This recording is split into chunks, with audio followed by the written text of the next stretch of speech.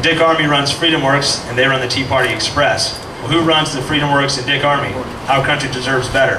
Who runs Our Country Deserves Better? A guy named Sal Russo in Sacramento, California. Sal Russo is the Jack Abramoff of the West Coast. You can Google him, and he's a Republican lobbyist, and he says it, the first Google hit you see, Sal Russo, longtime veteran GOP lobbyist. So the Tea Party Express, which claims to speak for the Tea Party movement, which was founded to combat out-of-control spending, the deficits, and everything fiscally bad about the government, is run by a lobbyist. Does that make any sense to you? If you know where these ideas come from, it shouldn't make any sense to you, and you should have nothing to do with the Tea Party Express, the organization. I'm not saying the Tea Parties themselves are bad. You have to look at who founded the Tea Party, whether it's a Fox News Tea Party or a Ron Paul Tea Party. Those are my two categories of Tea Parties. You can tell the Fox News Tea Parties and Ron Paul Tea Parties immediately if you can start talking to them, right? It becomes instantly obvious who they support. The third thing I like to follow is you have to know the associations of political people. Who knows who Zbigniew Brzezinski is? Zbigniew Brzezinski is a long-time political operative kingmaker. He worked for Carter in the 70s. He's a Polish immigrant, served in the U.S. Army for a little bit, and then he got out and started influencing the direction of the country. Zbigniew has three children, 2 sons and a daughter. Anybody ever watch Morning Joe with Joe Scarborough? Mika Brzezinski, the blonde, is his daughter. I'm not sure if she is Joe's co-host or his minder, but she's there. He has 2 sons, Mark and Ian Brzezinski. In the 2007 campaign, Mark and Ian were both foreign policy advisors. One was Obama's, one was McCain's. How do you like your choices, America? Your foreign policy is run by the same guy. Those little puppet strings. He's a puppet master. Yeah, those are your choices. Look at Mitt Romney. Who is he appointed to his advisory council? All CFR members? That's capitalism? That's patriotism? I don't think so. CFR is a bunch of traitors, and my wife is not in the CFR. Thank you very much, right? Whose wife is in the CFR? Or was?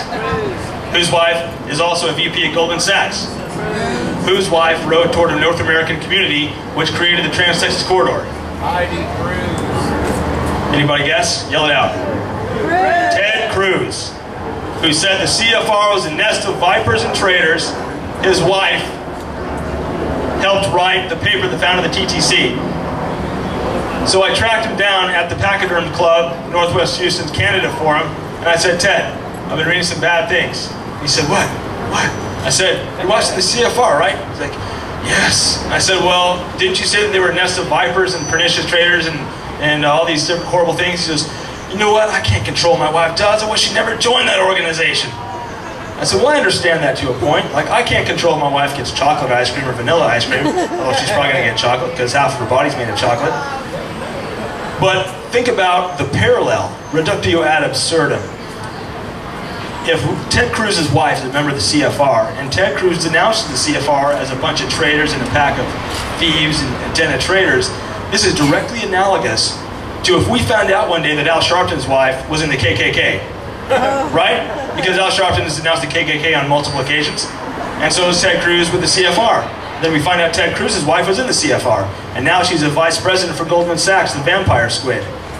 Okay, so yeah, you can't control everything your wife does, but at the very least you should have a common ideological base, whereas if you say you're a constitutional lawyer, your wife is not going to join the CFR, or the Church of Satan, or eat at McDonald's.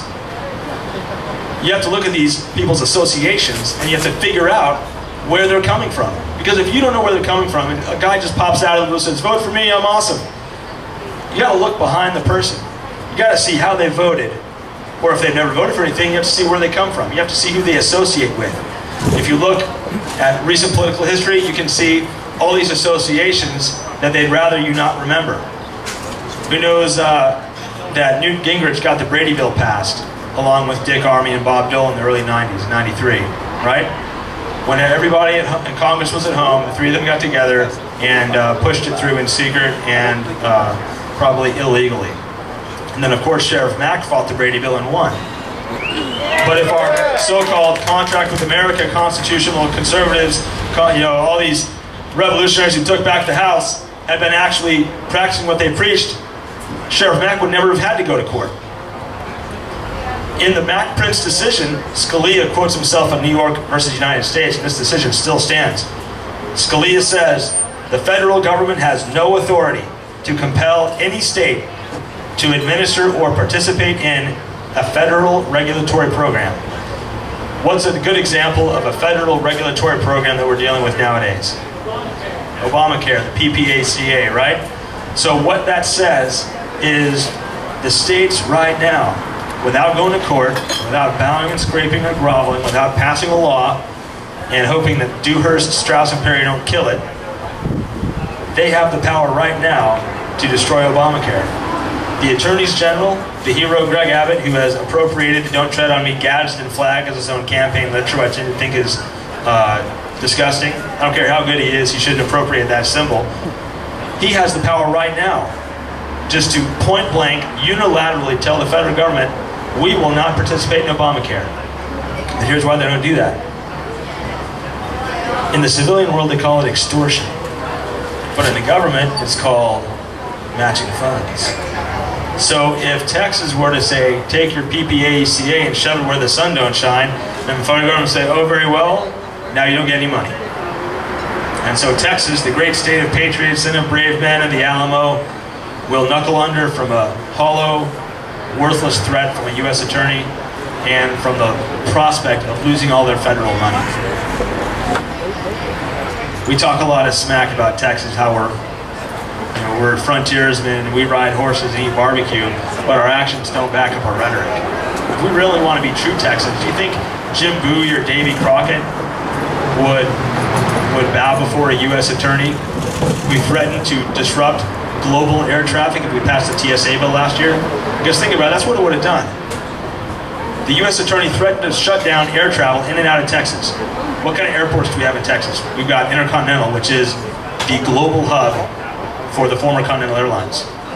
It's also the global hub for American Airlines.